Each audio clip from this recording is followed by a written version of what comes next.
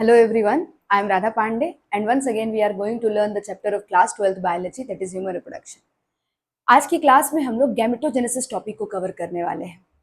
जब पहली क्लास मैंने इस चैप्टर की ली थी तो मैंने आपसे बताया था कि गैमेटोजेनेसिस दो तरीके का होता है। मेल की बॉडी में जो प्रोसेस होता है गैमेटोजेनेसिस का उसका नाम है स्पर्मेटोजेनेसिस, जिससे स्पर्म बनाते हैं, और फीमेल की बॉडी में जो गैमेटोजेनेसिस प्रोसेस होता है उसको हम लोग oogenesis कहते हैं, जिससे ओवा बनाते हैं या ओवम बनाते हैं। सही बात है। तो आज का जो हमारा क्लास है इसमें हम लोग मेल के बॉडी के भीतर जो गैमेटोजेनेसिस होता है हम उसको कवर करेंगे और साथ में उसके गैमेट स्पर्म को भी थोड़ा सा डिटेल स्ट्रक्चर समझेंगे। तो शुरू करें वीडियो को। आइए चलिए, मैंने यहाँ पर फोटो बना रखा है, ठीक है, और ये आपके एनसीईआरटी का भी डायग्राम है, बहुत ही ऑथेंटिक डायग्राम है ये, ठीक है, और आपको इसको अपनी कॉपी में पूरा का पूरा नोट्स कवर कर लेना है, ठीक है। सेल डिवीजन आपको समझ में आता होगा तो टू गुड, बहुत जल्दी समझ में आएगा। और अगर सेल डिवीजन नहीं भी समझ में आता होगा तो मैं आपको नहीं पता होगा, वो चैप्टर आपने नहीं पढ़ा होगा, तो मैं आपको यहाँ पे समझाती हूँ, आप यहाँ से समझने की कोशिश करना, आपको क्लियर हो जाएगा धीरे धीरे पॉइंट। सही है क्या? चलो आ जाओ, देखो बात शुरू करते हैं। सबसे पहले गैमेटोजेनेसिस देखो जरा। अच्छा देखो, यहाँ गैमेटोजेनेसिस लिखा है मैंने, है ना, तो गैमेटोजेनेसिस लिखा है, ये एक्चुअली गैमेटोजेनेसिस मतलब मेल और फीमेल दोनों के ऊपर ये डेफिनेशन अप्लाई होगा, मतलब स्पर्मेटोजेनेसिस और oogenesis दोनों पे ही ये जो डेफिनेशन है वो अप्लाई होगा, ठीक है। लेकिन एक्चुअली ये प्रोसेस तुमको भी पता है कि मैं क्या बता रही हूँ, ये स्पर्मेटोजेनेसिस प्रोसेस है, समझ रहे हो, ठीक है। मेल के बॉडी में होने वाला गैमेटोजेनेसिस है ये।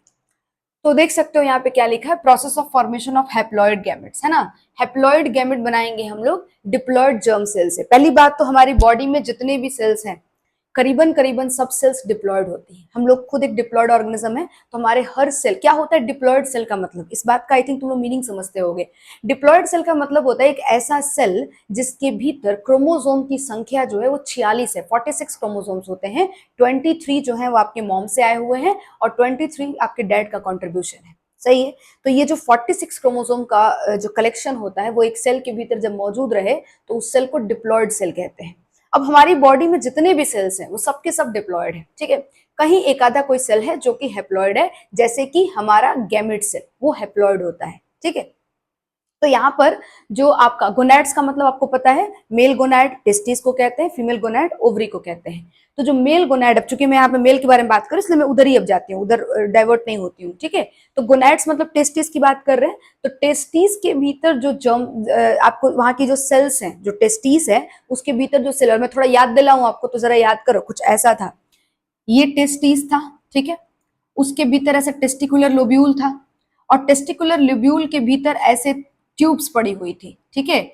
और इन ट्यूब्स को तुम सेमनीफेरस को बाहर निकाल दिया, और इसको बाहर देख रहे हैं, ये सेमनीफेरस ट्यूब्यूल है, नीचे अंदर की तरफ लंबा सा ट्यूब है, ठीक है। बोर्ड के भीतर ऐसा इमेजिन करो कि एक लंबा सा ट्यूब गया हुआ है, सही है, एक पाइप गया हुआ है, और ऊपर से हम इसको देख रहे हैं, ठीक है। तो ये मेरा ऐसा ट्यूब है, इस ट्यूब को यहां से कट कर लिए और अब ऐसे पलट करके तुम देख रहे हो, तुमको तो सर्कल ही नजर आएगा यहाँ से, ठीक है, ये सर्कल नजर दिखेगा ना, क्रॉस सेक्शन एरिया दिखेगा उसका, तो तुमको क्रॉस सेक्शन एरिया दिख रहा है, तो वही चीज मुझे भी दिख रहा है, लेकिन पीछे इसके ट्यूब है, समझ रहे हो, और उसके भीतर बन रहा है तुम्हारा स्पर्म, ठीक है।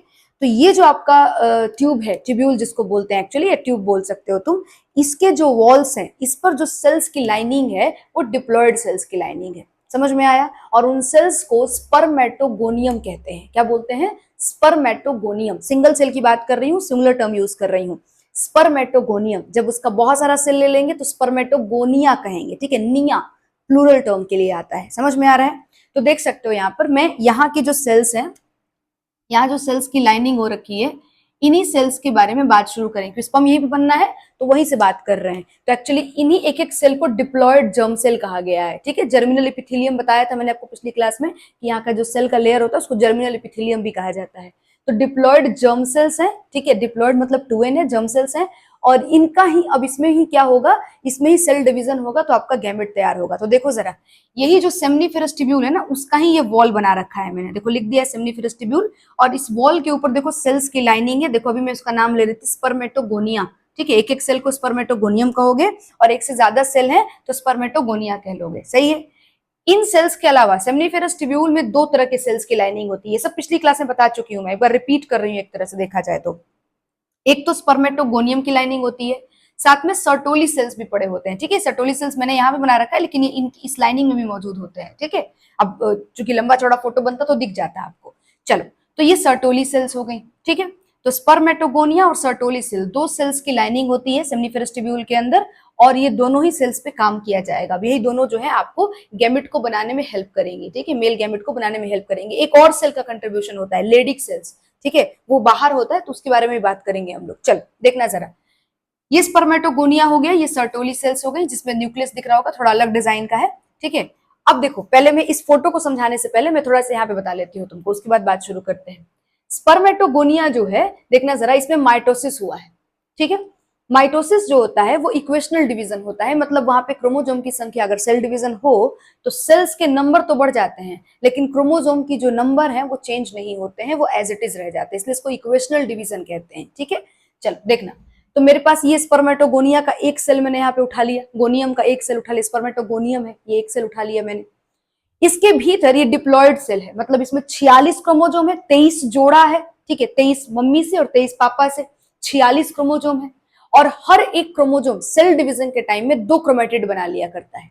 समझ में आ रहा है?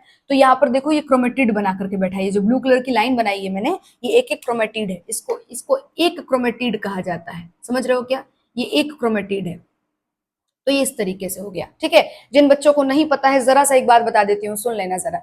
एक क्रोमेटिड भी क्रोमोसोम को रिप्रेजेंट करता है और 2 क्रोमेटिड भी क्रोमोसोम को रिप्रेजेंट करता है। तो कैसे जाने कि कौन सा क्रोमोसोम कहां पर कैसे, भाई काउंट करने में तो दिक्कत हो जाएगा ना भाई। एक क्रोमोसोम को भी क्रोमेटिड क्या ले, मतलब सॉरी, एक क्रोमेटिड को भी क्रोमोसोम क्या ले रहे हैं और 2 क्रोमेटिड को भी क्रोमोसोम क्या ले रहे हैं, तो हम कैसे काउंट करें? ध्यान से सुनना। यहाँ पर जो एक स्ट्रक्चर होता है, इसको सेंट्रोमियर कहा जाता है। समझ रहे हो क्या? सेंट्रोमियर के नंबर से ही हम लोग क्रोमोसोम की संख्या समझते हैं। अगर एक क्रोमेटिड पर एक सेंट्रोमियर लगा है तो ये एक क्रोमोसोम को रिप्रेजेंट कर रहा है। अगर एक सेंट्रोमियर से 2 क्रोमेटिड बंधी हुई हैं, उसके साथ अटैच्ड हैं, तो ये दोनों क्रोमेटिड मिलाकर के भी एक ही क्रोमोसोम कहा जाएगा। कुछ बात समझ में आई क्या बोला मैंने? चल ठीक है, अब देखना जरा, यहाँ पे ये देखो सेंट्रोमियर है आपका, यहाँ पर ऐसे सेंट्रोमियर मौजूद है ना। तो ये एक क्रोमोसोम है, ये दूसरा क्रोमोसोम, इसका ही सेट है, ठीक है। अब ऐसा 2-2 क्रोमोसोम सेट बना करके कितना बैठा होगा? 23 जोड़ा बैठा होगा, मतलब 46 क्रोमोसोम होंगे। हर एक क्रोमोसोम में 2 क्रोमेटिड है, देख लो, हर एक क्रोमोसोम में 2 क्रोमेटिड है। 46 क्रोमोसोम में 2-2 क्रोमेटिड, मतलब कितने क्रोमेटिड हो जाएंगे? 92 क्रोमेटिड्स हो जाएंगे। समझ में आ रहा है? ये सब सेल डिवीजन के बारे में बात कर रही हूं मैं, ठीक है।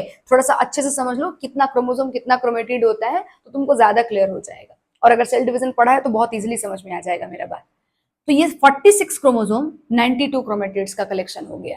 इनमें हुआ माइटोसिस। माइटोसिस में सेल डिवीजन के अंदर सेल का नंबर तो बढ़ जाता है, लेकिन क्रोमोसोम के नंबर चेंज नहीं होते हैं। तो देखो, एक सेल 2 सेल में डिवाइड हो गया, ठीक है, और स्टिल इनमें क्रोमोसोम की संख्या और क्रोमेटिड्स की संख्या सेम ही है, ठीक है। यहाँ पर भी देख सकते हो, एक सेट बना हुआ है, मतलब एक मदर का और एक फादर का, ठीक है। ऐसा कितना सेट होगा? 23 सेट्स होंगे, ठीक है। ऐसे 23 सेट मौजूद होंगे यहाँ पर इस एक सेल के भीतर, एक सेल के न्यूक्लियस के भीतर। और हर एक क्रोमोसोम के पास 2 क्रोमेटिड होगा, तो ऐसे आपके पास 2 क्रोमोसोम है, यहाँ पे 2 क्रोमोसोम देख रहे हो, तो यहाँ पे अल्टीमेटली 4 क्रोमेटिड्स हो गई तुम्हारी। 23 सेट का तुम 4 से मल्टीप्लाई कर लो, या फिर इसको अगर 1 और 2 काउंट करोगे तो 46 क्रोमोसोम मिल जाएंगे। तो 46 को तुम 2 क्रोमेटिड से मल्टीप्लाई कर लो, सेम ही बात है, ठीक है। तो 92 क्रोमेटिड्स आ जाएंगी। तो कुल मिला जुला करके यहाँ भी 46 क्रोमोसोम, 92 क्रोमेटिड्स, यहाँ भी 46 क्रोमोसोम, 92 क्रोमेटिड्स। सही बात है क्या? अब देखना, इस स्ट्रक्चर को प्राइमरी स्पर्मेटोसाइट कहते हैं। जब स्पर्मेटोगोनिया डिवाइड करके, माइटोसिस करके, जब यहाँ पर सेल्स का फॉर्मेशन करता है, तो इसको प्राइमरी स्पर्मेटोसाइट कहते हैं। सही है? ये प्राइमरी स्पर्मेटोसाइट में मियोसिस 1 होता है। सही है? मियोसिस 1 में क्या होता है एक्चुअली, जो आपका सेल है उसका तो नंबर बढ़ेगा ही, साथ में जो क्रोमोसोम के नंबर्स हैं वो आधे हो जाएंगे, ठीक है। तो देखना कैसे आधे हो जाएंगे। अब मैं इस सेल को छोड़ दे रही हूँ, इस सेल, ये सेल भी सेम यही सारा काम कर रहा होगा, तो अपने उसकी बात नहीं कर रहे, कोई एक सेल को पकड़ लिया। ये एक सेल डिवाइड करके 2 सेल में कन्वर्ट हो गया, पहले तो सेल का नंबर बढ़ गया। दूसरी चीज देखना जरा, ये जो क्रोमोसोम है, ये क्रोमोसोम देखो डिवाइड कर गए, ये पापा वाला क्रोमोसोम इधर चला गया, मम्मी वाला क्रोमोसोम यहाँ चला गया। समझ में आ रहा है क्या? तो ये देख सकते हो, जो 23 का जो जोड़ा था, जो 46 क्रोमोसोम थे, अब वो 23 यहाँ पे हो चुके हैं। तो अगर मैं इसका भी थोड़ा सा यहाँ पर लिख दूं तो कितना हो जाएगा ये? देखना जरा, इस स्ट्रक्चर के अंदर कितना हो चुका है? 23 क्रोमोसोम्स हो गई हैं। सही है क्या? 23 क्रोमोसोम्स हो गई हैं। और हर एक क्रोमोसोम के, ध्यान से सुनना, हर एक क्रोमोसोम में 2 क्रोमेटिड है इसके भीतर, ठीक है? हर एक क्रोमोसोम के भीतर, यहाँ पर हर एक क्रोमोसोम में 2 क्रोमेटिड है। ऐसे 23 क्रोमोसोम है, तो कितने क्रोमेटिड्स हो जाएंगे? 23 इंटू 2 मल्टीप्लाई कर लो, तो ये हो जाएगा आपके पास 46 क्रोमेटिड पर सेल। सही है? समझ आ रहा है तुमको? 46 क्रोमेटिड्स हो जाएंगी हर एक प्राइमरी स्पर्मेटोसाइट के, सॉरी सेकेंडरी स्पर्मेटोसाइट के भीतर, ठीक है? अब यहां पर देखना फिर से, सेकेंडरी स्पर्मेटोसाइट में अब मियोसिस जो है, ये तो मियोसिस 1 होके आया। अब मियोसिस के 2 स्टेप में मियोसिस कंप्लीट करता है, मियोसिस 1, मियोसिस 2। मियोसिस 1 यहां से यहां हुआ, अब मियोसिस 2 होगा। मियोसिस 2 में देखना फिर से ये सेल, वही मैंने हटा दिया, इसकी बात कर रही हूं ताकि सेम चीज ये दिखा रहा है इसको। ये फिर से डिवाइड किया, 2 सेल में कन्वर्ट हो गया। ये जो आपका 2 सेल बना है इसको स्पर्मेटिड कहते हैं, ठीक है? ये प्राइमरी स्पर्मेटोसाइट से सेकेंडरी स्पर्मेटोसाइट बना, सेकेंडरी स्पर्मेटोसाइट से जो सेल बना है उसको स्पर्मेटिड कहते हैं। और अब देखना इंटरेस्टिंग चीज, जो मियोसिस 2 होता है बेटा, वो क्या करता है एक्चुअली, आपके क्रोमोसोम के नंबर्स को चेंज नहीं करता, इक्वेशनल डिवीजन होता है। ध्यान से सुन लेना मेरी बात, बहुत क्लियरली समझना। सेल्स के नंबर बढ़ जाते हैं लेकिन क्रोमोसोम के नंबर फिर से चेंज नहीं होते, क्रोमोसोम के नंबर चेंज नहीं होते। समझ आ रहा है? इसीलिए अपने कहते हैं कि जो मियोसिस 2 होता है वो कहीं ना कहीं माइटोसिस के जैसा ही बिहेव करता है, ठीक है? लेकिन एग्जैक्टली माइटोसिस नहीं होता। अब देखो कैसे माइटोसिस नहीं होता, समझना। यहां पर ये एक जो मैंने बना रखा है, ये एक्चुअली एक क्रोमोसोम को रिप्रेजेंट कर रहा है, क्योंकि इसके बीच में एक सेंट्रोमियर अटैच लगा होगा जो कि दोनों क्रोमेटिड्स को पकड़े हुए होगा, ठीक है?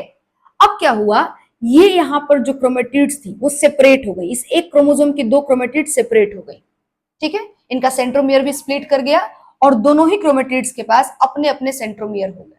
समझ रहे हो?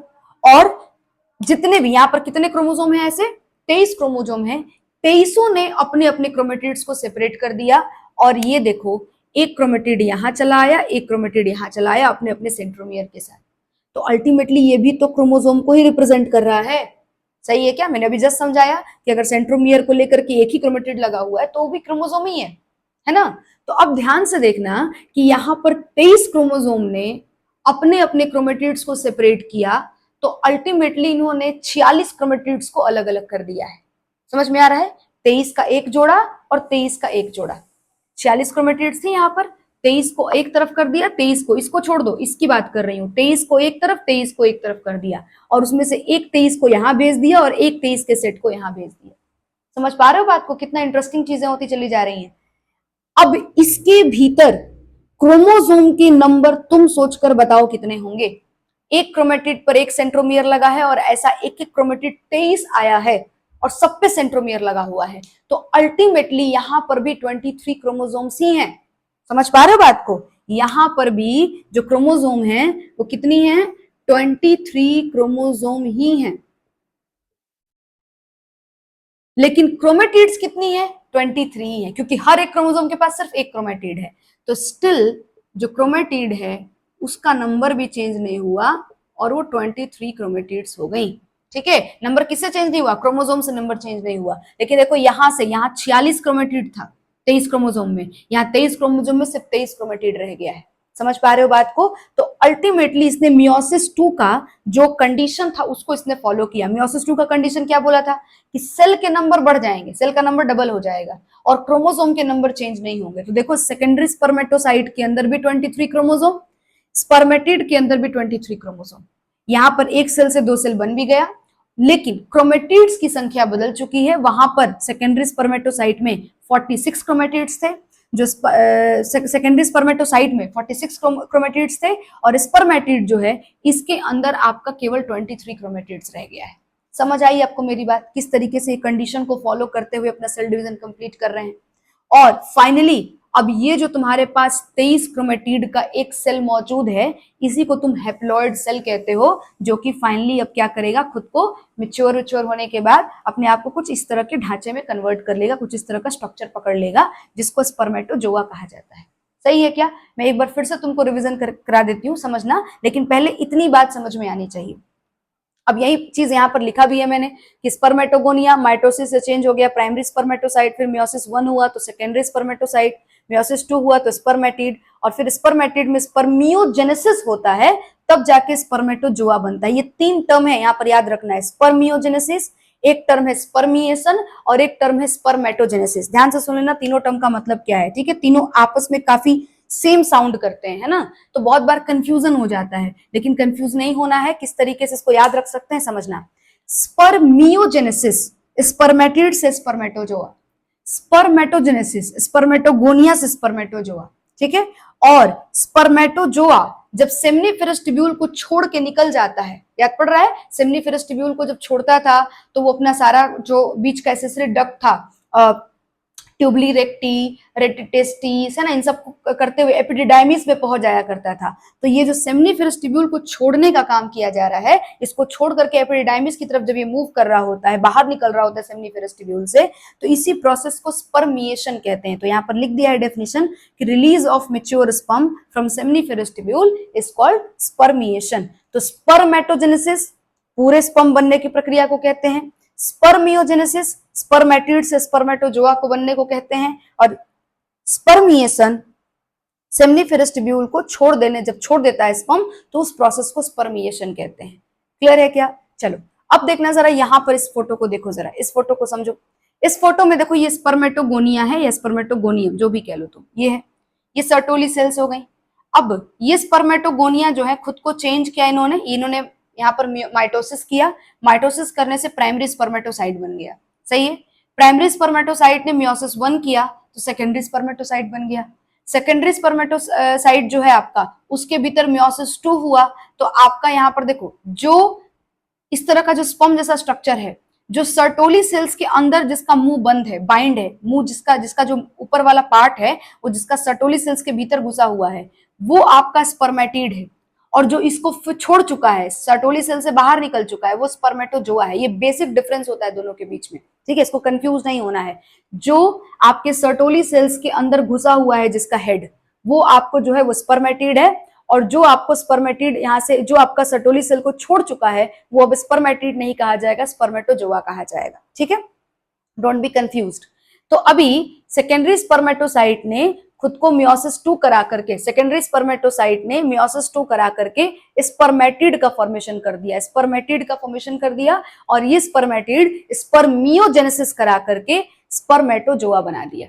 समझ पा रहे हो बात को? तो ये पूरा का पूरा प्रोसेस जो है तुम्हारा स्पर्मेटोजेनेसिस का प्रोसेस, या फिर तुम कह सकते हो मेल के भीतर होने वाला गैमेटोजेनेसिस का प्रोसेस तुम्हारा हो चुका है, सही है। तो आई थिंक ये फोटो क्लियर हो गया होगा। आओ मैं इस वाला तुम्हारा जो प्रोसेस है उसको एक बार फिर से रिपीट कर देती हूँ। चल बताना मुझे कैसे होता है, देखना जरा, रिवीजन कर रहे हैं हम लोग। मैंने क्या बोला तुमसे कि ये आपका एक हो गया पहले क्या, स्पर्मेटोगोनिया, ठीक है, आप इसको स्पर्मेटोगोनिया कहो या स्पर्मेटोगोनियम कहो, सेम बात है, स्पर्मेटोगोनिया, ठीक है। इसके भीतर ये आपके क्रोमोसोम्स हो गए, कितने chromosome, 23 pair of chromosome, 23 pair, ये 23 पेयर लिखा हुआ है, ठीक है, 23 पेयर ऑफ क्रोमोसोम्स, ठीक है। मतलब कितने 23 पेयर है तो मतलब कितने क्रोमोसोम्स, 46 क्रोमोसोम नंबर में, टोटल जोड़ के कितना मिला, 46 क्रोमोसोम्स। कितने क्रोमेटिड, 92 क्रोमेटिड्स, सही है। अब इसमें तुमने क्या करा लिया, माइटोसिस, माइटोसिस कराने से क्या बन गया, इस स्ट्रक्चर को क्या बुलाते हैं, प्राइमरी स्पर्मेटोसाइट।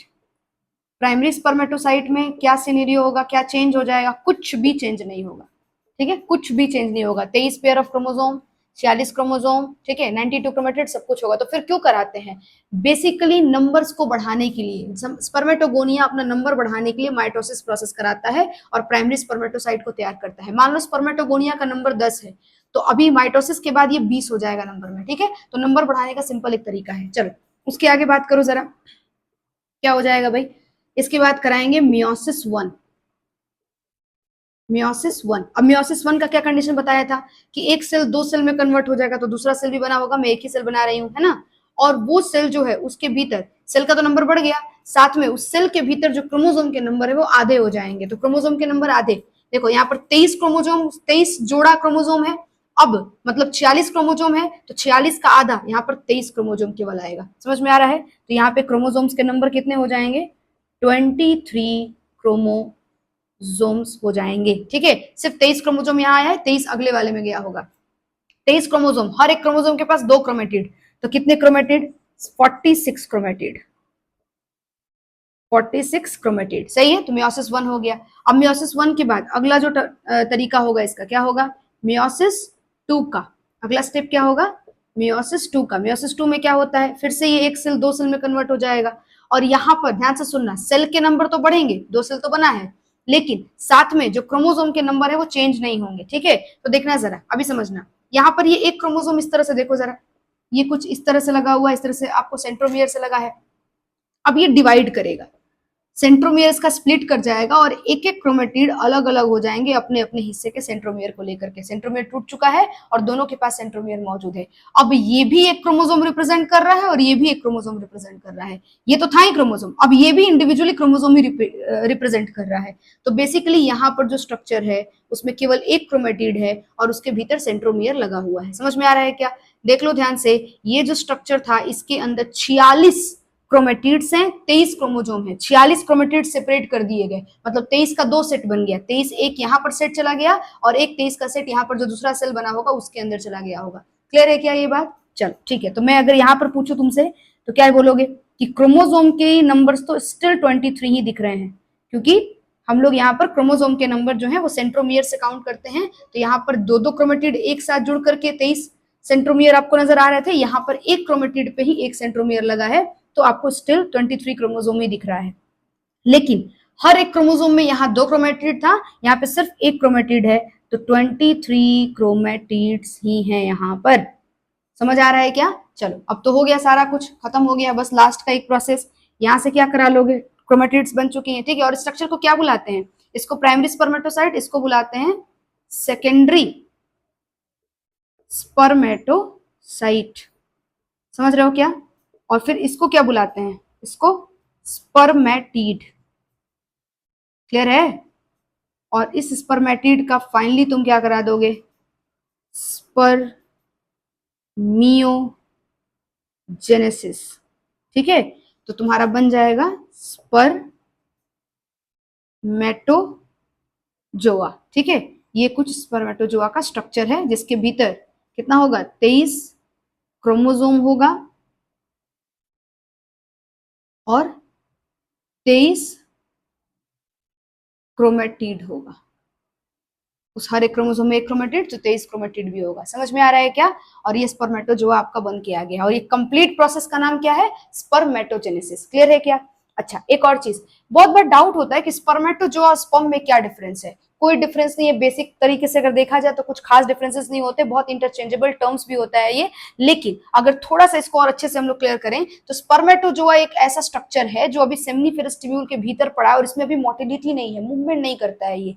जब ये मूवमेंट करने लगेगा, मोटिलिटी शो करने लगेगा, एक पूरी तरह से फिनिश्ड स्ट्रक्चर बन जाएगा ये, तो उसको स्पर्म बुला लेते हैं। तो स्पर्म जो है वो मोटिलिटी शो करता है। स्पर्मेटोजोआ में आप कह सकते हो कि ये भी मोटिलिटी शो नहीं कर रहा है। ठीक है, तो स्पर्मेटोजोआ बुला रहे हैं, और कोई खास डिफरेंसेस नहीं है इनके बीच में। तो आई थिंक आपको ये टॉपिक क्लियर हो गया होगा। सही है, अब मूव करते हैं नेक्स्ट टॉपिक पर।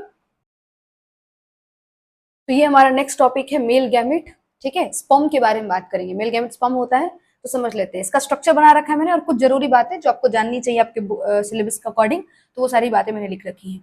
देखो जरा, ये स्ट्रक्चर है, आपको पता है स्पर्म एक सेल है ना, हैप्लॉइड सेल है। तो सेल के पास प्लाज्मा मेम्ब्रेन होता है। तो देखो ये टॉप में जो आपका लेयर बना हुआ है वो एक्चुअली प्लाज्मा मेम्ब्रेन है। जो आउटर कवरिंग है इसका, वो सरफेस का जो मेम्ब्रेन है उसको प्लाज्मा मेम्ब्रेन बुला रहे हैं, सरफेस के कवर को प्लाज्मा मेम्ब्रेन कह रहे हैं। इसके भीतर यहाँ पर देखो एक्रोजोम्स है। ठीक है, एक्रोजोम क्या होते हैं? एक्चुअली ये कुछ इंजाइम का कलेक्शन होता है। कैसे इंजाइम? हाइड्रोलाइटिक इंजाइम्स होती हैं, मतलब ऐसी इंजाइम जो किसी चीज को तोड़ने का, डाइजेस्ट करने का एबिलिटी रखती है, डाइजेस्टिव इंजाइम होती है। ठीक है, अब ये डाइजेस्टिंग इंजाइम जो है ये कहाँ से आती है एक्चुअली? तो ये एक्चुअली ये सेल है, तो इसके पास गोल्गी बॉडी, माइटोकॉन्ड्रिया, ये सब कुछ मौजूद होंगे। तो यहाँ पर जो गोल्गी बॉडी होता है वो गोल्गी बॉडी ही सिक्रीट करता है इस एक्रोजोम को। ठीक है, अगर आपने सेल चैप्टर देखा हुआ है तो आपको पता होगा गोल्गी बॉडी जो होता है वो एक्चुअली कुछ इस तरह के एंजाइम सिक्रीट करता है जो डाइजेस्टिंग नेचर की होती हैं, डाइजेस्ट करने में हेल्प करती है किसी भी चीज को। ठीक है, डाइजेस्ट करने का मतलब तोड़ना होता है बेसिकली। तो यहाँ पर ये एक्रोजोम जो है ये एक्चुअली हाइड्रोलाइटिक एंजाइम्स का कलेक्शन होता है जो कि सिक्रीट होता है गोल्गी बॉडी से। ये बहुत इंपॉर्टेंट बात है, इसको ध्यान पे रखना है। सही है, और वो गोल्गी बॉडी स्पर्म का ही होता है, मतलब स्पर्मेटिड का ही होता है। सही है क्या? चलो अब देखना जरा, ये जो बीच में है यहाँ पर, ये न्यूक्लियस है, ठीक है, जिसके भीतर क्रोमोसोम्स पड़े हुए होंगे, है ना। और ये आपका जो देखो, एक तो पहले ये पूरा का पूरा जो स्पर्म है, इसकी बॉडी को बांटा गया है। टॉप वाले पोर्शन को हेड कहते हैं, इस बीच वाले सेक्शन को नेक कहते हैं, गर्दन, और बीच वाले हिस्से को मिडल पीस कहते हैं, और ये नीचे वाले हिस्से को टेल कहते हैं, ठीक है। हेड वाले में प्लाज्मा मेम्ब्रेन की बात हमने कर ली, एक्रोसोम हो गया, न्यूक्लियस कंटेनिंग क्रोमोसोम और मटेरियल हो गया, ठीक है। नेक वाले रीजन में आपको यहाँ पे दो तरह का सेंट्रियोल होता है, ठीक है, कुछ बुक में मेंशन होता है, कुछ बुक में मेंशन नहीं होता है, शायद एनसीईआरटी में नहीं लिखा हुआ ये सब बात, ठीक है, तो टेंशन नहीं लेना है, ये सिर्फ नॉलेज के लिए बता रही हूँ मैं। नेक के अंदर दो सेंट्रियोल होता है, एक होता है प्रॉक्सिमल सेंट्रियोल और एक होता है डिस्टल सेंट्रियोल। प्रॉक्सिमल सेंट्रियोल का काम जो होता है वो सेल डिवीजन से जुड़ा हुआ है, ठीक है, सेल डिवीजन में हेल्प करता है वो। वही जो डिस्टल सेंट्रियोल होता है वो स्पर्म, मैंने आपको बताया था कि एक मूवेबल सेल है, मूव करने वाला सेल है, मोटिलिटी होती है इस सेल के पास। और ऐसा क्या होता है कि मोटिलिटी आ जाती है? तो सेल को जब भी मूव करना हो तो उसके पास कुछ खास तरह के स्ट्रक्चर होने चाहिए, जैसे कि सीलिया, फ्लैजिला जैसे स्ट्रक्चर अगर होंगे तभी सेल मूव कर सकेगा। तो जो स्पर्म होता है उसके पास फ्लैजिला होता है, समझ आ रहा है? तो ये जो आपका यहाँ पर डिस्टल सेंट्रियोल होता है, ये फ्लैजिला को जनरेट करने में हेल्प करता है। समझ पा रहे हो बात को? फ्लैजिला को बनाने में हेल्प करता है। तो ये नेक में वो दो सेंट्रियोल होते हैं, मैंने बनाया नहीं क्योंकि वो आपके सिलेबस में नहीं दिया हुआ, इसलिए मैं उस पर जा भी नहीं रही हूँ। मिडिल पीस में देखो ये माइटोकॉन्ड्रिया, और ये mitochondria basically power house of the cell होती है, पढ़ चुके होंगे बचपन में ये बात। मतलब ये एनर्जी बना के देंगी, और इसी जो ये जो एनर्जी प्रोवाइड करेंगी, इसी एनर्जी से जो स्पर्म है वो स्विम कर पाता है, या फिर यूं कहे तो मूव कर पाता है, मोटिलिटी शो कर पाता है, ठीक है, इन्हीं एनर्जी के बदौलत। तो मिडिल पीस में माइटोकॉन्ड्रिया अरेंज होती हैं और ये मूवमेंट में हेल्प करती हैं by providing the ATP, energy दे करके। उसके बाद ये फाइनली आपका टेल हो गया, ठीक है, और इस टेल के हेल्प से मूव करता है, ठीक है। इस टेल को मोस्टली जो स्पर्म होता है वो बीट करता है, और टेल के जब जब टेल को बीट करता है तो बेसिकली वो ऊपर की तरफ मूव करता चला जाता है। समझ में आ रहा है क्या? तो कुछ इस तरह का प्रोसेस आपको स्पर्म का देखने को मिल जाता है, और ये स्पर्म का स्ट्रक्चर भी हो गया। चलो कुछ बातें और समझो जरा। पहली बात तो मैंने आपको समझा दी है कि एक्रोजोम जो है वो गोल्गी कॉम्प्लेक्स का सिक्रेशन है। स्पर्मेटिड में जो गोल्गी कॉम्प्लेक्स मौजूद है वहीं से सिक्रेट हुआ है एक्रोजोम। हाइड्रोलाइटिक एंजाइम्स को रखता है। ये सब इंपॉर्टेंट बातें हैं और ये सब बात आपको याद कर लेनी है अपने पेपर के पर्सपेक्टिव से, ठीक है। एक्रोजोम जो है गोल्गी कॉम्प्लेक्स के सिक्रीशन से बनता है और हाइड्रोलाइटिक एंजाइम्स का कलेक्शन होता है। क्या काम है? Penetrate the egg cell, egg membrane है ना, एग का जो ओवम है उसके मेम्ब्रेन को पेनिट्रेट करना, तोड़ना ही इनका काम होता है फर्टिलाइजेशन के वक्त, ठीक है। इस एक्रोजोम की मदद से ही एग के मेम्ब्रेन को तोड़ा जा सकता है, वरना एग का मेम्ब्रेन टूट नहीं पाएगा और स्पर्म उसके अंदर नहीं घुस पाएगा, ठीक है। तो एक्रोजोम की मदद से ही वो अपने सिक्रेशंस को निकालता है और उस मेम्ब्रेन को डाइजेस्ट करा देता है, ठीक है, जिससे वो ओवम के अंदर इजिली पेनिट्रेट कर लेता है और फर्टिलाइजेशन हो पाता है। चलो सेकेंड पॉइंट देखो, human male ejaculates about 200 to 300 million sperm during a sexual intercourse or coitus, ठीक है। एक जो ह्यूमन है, ठीक है, एक ह्यूमन मेल जो है वो ड्यूरिंग कोइटस एक बार में जब वो कितना स्पर्म रिलीज करता है, 200 से 300 मिलियन स्पर्म रिलीज किया जाता है। बहुत बार ऐसा मन में क्वेश्चन आता है कि इतना स्पर्म क्यों, ठीक है, इतना स्पर्म क्यों? तो समझना, लगभग तुम जितने भी अभी पढ़ोगे, एनिमल किंगडम पढ़ोगे, प्लांट किंगडम पढ़ोगे, तो तुमको मोस्टली जगह पे नजर आएगा कि जो मेल का स्पर्म है वो स्पर्म या मेल का जो गैमीट है वो ज्यादा बनता है नंबर में, ठीक है। और उसके ज्यादा नंबर में बनने का सबसे पहला कारण होता है कि वहां पर फर्टिलाइजेशन का जो चांस है उसको मैक्सिमाइज कर देना, ठीक है, जो उसकी प्रोबेबिलिटी है उसको बढ़ा देना कि हर हाल में फर्टिलाइजेशन हो जाए, ठीक है। अब तुम इस बात को समझते हो कि ये जो प्रोसेस चल रहा है रिप्रोडक्शन, इसका वजह क्या है? मैंने पहले दिन की क्लास में शायद डिस्कस किया था कि स्पीसीज की कंटिन्यूटी को मेंटेन रखना, जैसे ह्यूमन स्पीसीज जो है उसका बना रहे, अस्तित्व बना रहे, ठीक है, वो गायब ना हो जाए धरती से।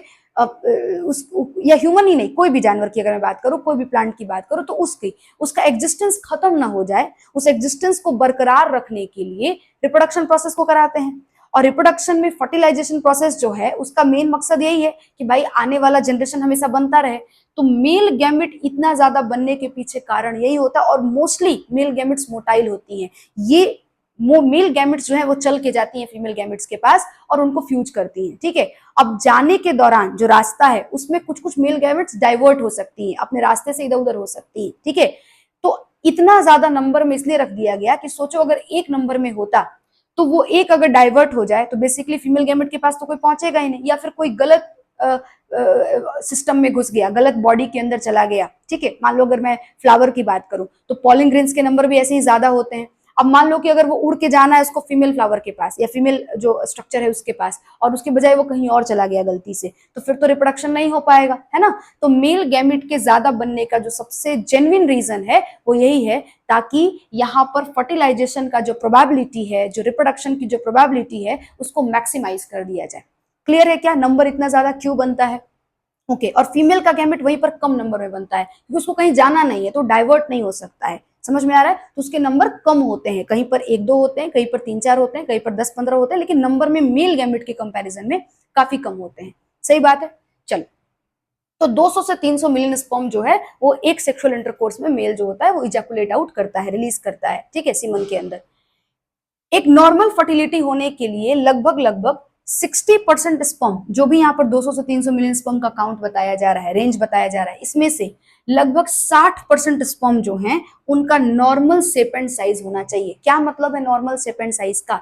इसका मतलब है कि जो स्पर्म होते हैं उसमें से कुछ जो होते हैं वो आड़े टेढ़े होते हैं ना, उनका शेप साइज सही नहीं होता है, उनका मुंह नाक अच्छा नहीं होता है, ऐसे भी मान सकते हो तुम, ठीक है। तो मतलब सही शेप साइज नहीं होता है ना। डिसेबिलिटी होगा तो क्या होगा, बेसिकली उनको हम लोग किनारे कर देंगे, है ना।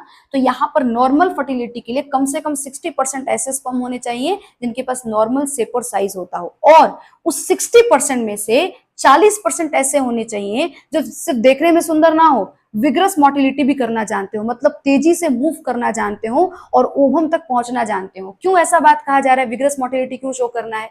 क्योंकि ओवम जो होता है, जो फीमेल का जो गैमेट होता है, वो बहुत कम समय के लिए, बहुत कम ड्यूरेशन के लिए जो होता है वो वहां पर मौजूद होता है आपके फैलोपियन ट्यूब में, ठीक है। फीमेल जो होती है बहुत कम समय के लिए फर्टाइल होती है। पूरे 1 महीने के जो ड्यूरेशन होता है साइकिल का, मेंस्ट्रुअल साइकिल का, उसमें सिर्फ 24 घंटा ऐसा होता है जिसमें फीमेल जो होती है वो फर्टाइल हो जाती है, मतलब अगर उसको स्पर्म मिल जाए तो वो प्रेग्नेंट हो सकती है, ठीक है। अब ऐसे में अगर मेल गैमेट सुस्त होगा तो खुद से सोच सकते हो कि लेजी होगा तो कैसे आगे बढ़ेगा और कैसे वो फीमेल गैमेट को फ्यूज कर सकेगा, ठीक है।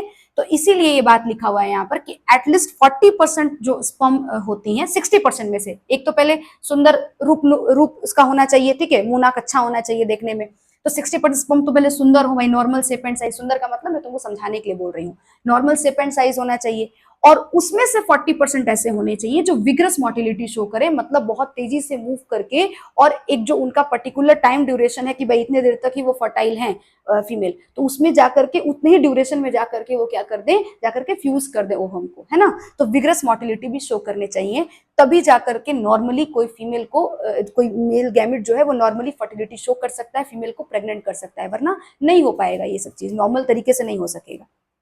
आई थिंक सारा बात क्लियर हो गया होगा। चलो, 2 टर्म है, ये 2 टर्म भी जान लो, तुम्हारे बुक में नहीं लिखा हुआ एनसीईआरटी में, लेकिन ठीक है, अच्छा टर्म है, काफी बार बहुत सारे मॉड्यूल्स और बुक्स में दिखता रहता है, तो समझ लो इसको भी। ओलिगोस्पर्मिया, लो स्पर्म काउंट, ठीक है, सीमन के अंदर इतना स्पर्म आना चाहिए, 200 से 300 मिलियन स्पर्म एक सेक्सुअल इंटरकोर्स में। अगर ये काउंट कम हो जाता है, इसका भी एक नंबर रेंज फिक्स होता है, ठीक है, तो लो स्पर्म काउंट उसको अगर हो जाए तो उस केस में ओलिगोस्पर्मिया कह लेते हैं, ठीक है। एब्सेंस ऑफ स्पर्म, अगर स्पर्म ना हो, सीमन के अंदर स्पर्म ही नहीं मौजूद है, तो उसको एजोस्पर्मिया कह लेते हैं। सही है, ये सारे प्रॉब्लम्स हैं, उनको ठीक करने का तरीका होता है, जो कि अगले चैप्टर में हम लोग पढ़ेंगे। सही है ना।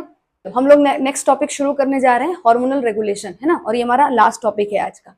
हार्मोनल रेगुलेशन, स्पर्मेटोजेनेसिस के बारे में हम बात करेंगे कि भाई स्पर्मेटोजेनेसिस के अंदर कैसे हार्मोन रेगुलेट होती हैं और जाके इस प्रोसेस को कंप्लीट कराती हैं। देखना, सबसे पहले प्यूबर्टी जब हिट करता है, प्यूबर्टी आपको पता है, ये बात पहले ही बता दिया है मैंने कि प्यूबर्टी के बाद ही गैमेट का फॉर्मेशन शुरू होता है, चाहे वो मेल हो चाहे वो फीमेल हो, ठीक है। अब अगर मैं बात करूं तो प्यूबर्टी हिट करता है जैसे ही, वैसे ही आपके हाइपोथैलेमस से एक सिक्रीशंस होता है, एक हार्मोन निकलता है जिसका नाम होता है जीएनआरएच, है ना, गोनाडोट्रोपिन रिलीजिंग हार्मोन कहते हैं इसको। और ये हार्मोन जाकर के आपके एंटीरियर पिट्यूटरी को, ठीक है, स्टिमुलेट करता है। एंटीरियर पिट्यूटरी जब स्टिमुलेट होगा तो बदले में 2 हार्मोन्स निकालेगा, ठीक है। ये चैप्टर आपको 11th क्लास में पढ़ना है, जहां पे आप देखोगे कि किस तरह से पूरा का पूरा जो आपका पिट्यूटरी ग्लैंड होता है उसको मास्टर्स ग्लैंड कहते हैं, और जो हाइपोथैलेमस होता है वो उसका भी मास्टर होता है। समझ में आ रहा है? तो मास्टर्स ऑफ मास्टर्स ग्लैंड कहते हैं इसको। तो किस तरह से पिट्यूटरी जो होता है, एंटीरियर पिट्यूटरी जो होता है, ये 7 हार्मोन निकालता है यहाँ पे, ठीक है, जिसमें से 2 हार्मोन की जिक्र हम लोग करने वाले हैं आज की क्लास में। समझ में आ रहा है आपको मेरा बात? चलो, तो ये आप लोग पढ़ोगे 11th क्लास में। खैर, यहाँ पर जो बात है पहले वो कंप्लीट कर लेते हैं कि हाइपोथैलेमस ने जीएनआरएच को रिलीज किया, गोनाडोट्रोपिन रिलीजिंग हार्मोन। ये जाकर के एंटीरियर पिट्यूटरी को स्टिमुलेट करेगा। एंटीरियर पिट्यूटरी बदले में 2 हार्मोन रिलीज करेगा। एक हार्मोन है एलएच, इसको ल्यूटिनाइजिंग हार्मोन कहते हैं, और दूसरा हार्मोन है एफएसएच, इसको फॉलिकुलर स्टिमुलेटिंग हार्मोन कहते हैं। समझना जरा, ये जो फॉलिकुलर स्टिमुलेटिंग हार्मोन है ये बेसिकली क्या करता है, जाकर के काम करता है स्पर्मेटोगोनिया पर। मैं थोड़ा सा यहाँ पे फोटो बनाती हूँ किनारे में, आप देखना जरा कि मैं क्या बताने की कोशिश कर रही हूँ। वैसे मैंने ये फोटो पहले भी बनाया हुआ है, आपके पिछली क्लास में समझाया था आपको, लेकिन फिर से एक बार बनाती हूँ, देखना। ये सेमिनिफेरस ट्यूब्यूल है, समझ रहे हो, और सेमिनिफेरस ट्यूब्यूल में यहाँ पर कुछ सेल्स लगी हुई है, ठीक है। एक रफ सा स्ट्रक्चर बना रही हूं मैं, बहुत डिटेल नहीं बना रही, पीछे बनाया हुआ है ऑलरेडी मैंने। ये आपके एक सेल्स की लाइनिंग है, और यहीं पे कुछ और सेल्स भी पड़ी हुई हैं। इस तरह से एक और डिजाइन का सेल ले लो,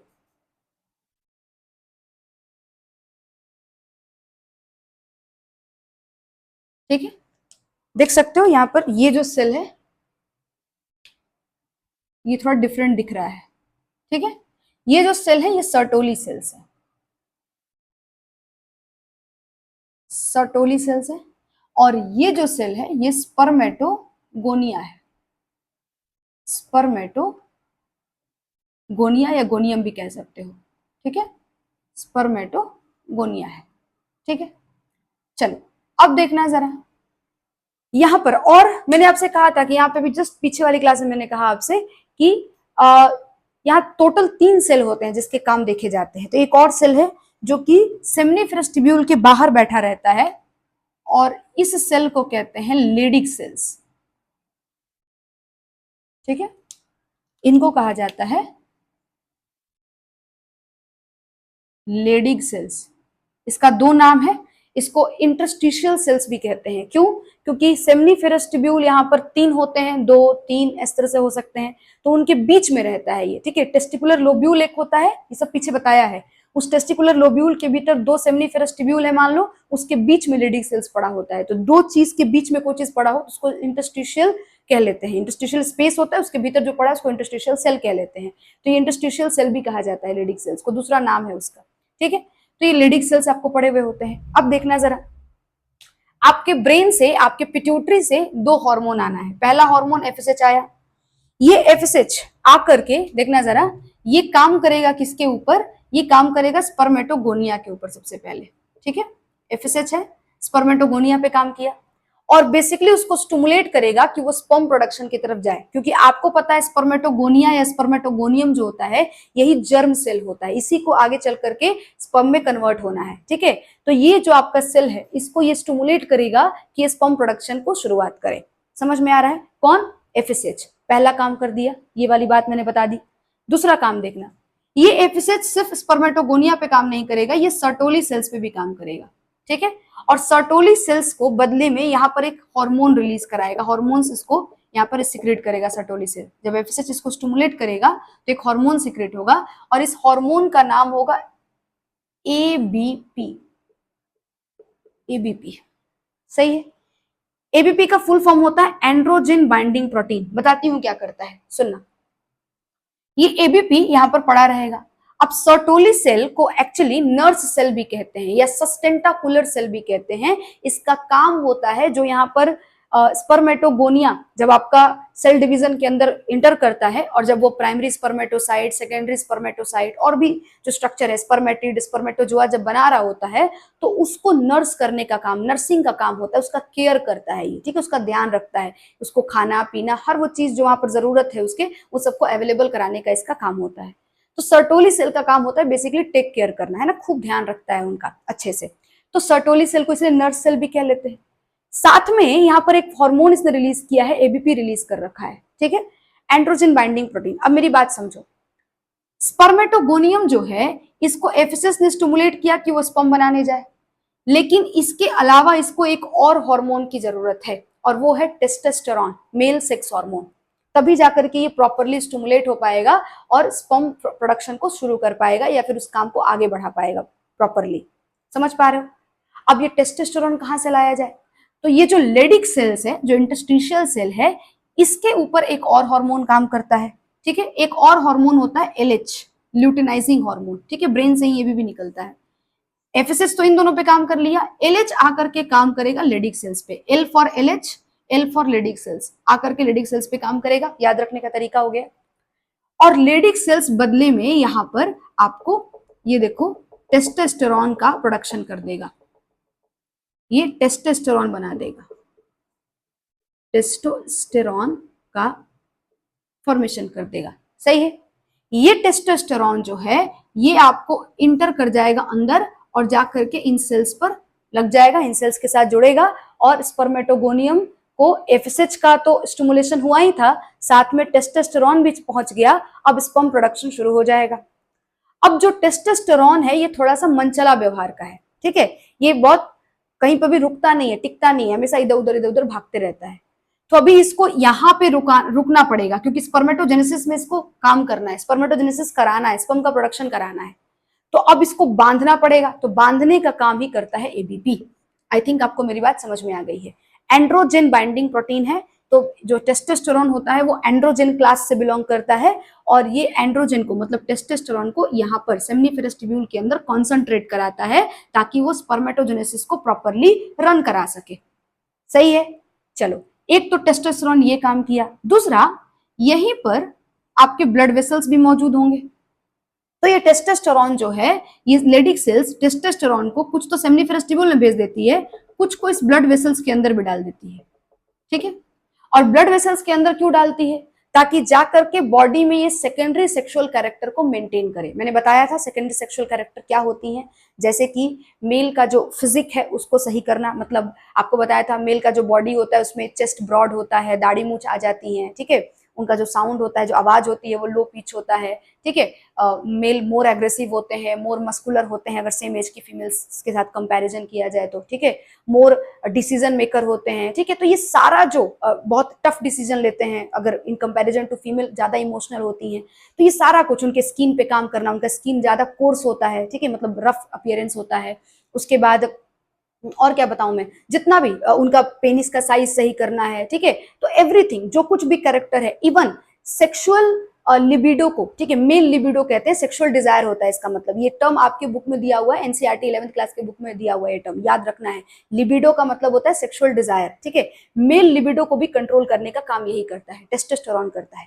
आई थिंक आपको मेरी बात समझ आ गई होगी। ठीक है, तो ये टेस्टोस्टेरॉन ये सारा काम कर रहा है, मतलब सेकेंडरी सेक्सुअल कैरेक्टर्स को मेंटेन करा रहा है। सही है? एक चीज और समझना, आपने पीछे कभी पढ़ा हो तो अच्छी बात है, नहीं पढ़ा तो कोई बात नहीं, यहाँ पे ही सुन लो। जब कोई सेल या टिश्यू हार्मोन को डायरेक्टली ब्लड के अंदर डाल देता है, ठीक है, तो वो जो सेल और टिश्यू है उसका जो फंक्शन है उसको इंडोक्राइन फंक्शन कहते हैं। और वो बेसिकली इंडोक्राइन ग्लैंड की तरह एक्ट कर रहा होता है। दो तरह के ग्लैंड होते हैं, इंडोक्राइन और एक्सोक्राइन। एक्सोक्राइन ग्लैंड उसको कहते हैं जिसके पास अपना कुछ डक्ट हो, ठीक है, रास्ता हो, अपना सिक्रीशंस एक रास्ते के थ्रू, एक डक्ट के थ्रू वो पास कराए। ठीक है, और जो भी अपना सिक्रीशंस डायरेक्टली ब्लड में डाल देती हैं उसको इंडोक्राइन ग्लैंड कह लेते हैं। तो अभी मैं ग्लैंड के ऊपर नहीं जा रही हूँ, जिसको पता है अच्छी बात है, जिसको नहीं पता ये बात केवल समझ ले कि यहाँ पर जो लेडिक सेल्स है वो अपने सिक्रीशंस को ब्लड के अंदर डायरेक्टली डाल रहा है। बिल्कुल स्पर्मेटोजेनेसिस कराने के लिए सेमिनिफेरस ट्यूब्यूल के भीतर भी दिया जा रहा है, लेकिन एक काम तो ये भी कर रहा है, जो आपका ब्लड वेसल्स है उसके भीतर भी डाला जा रहा है। तो इसीलिए आप याद रख सकते हो कि जो आपका लेडिक सेल्स होता है ये इंडोक्राइन नेचर में होता है। बहुत इंपॉर्टेंट बात है, याद रखना है आपको, इंडोक्राइन इन नेचर।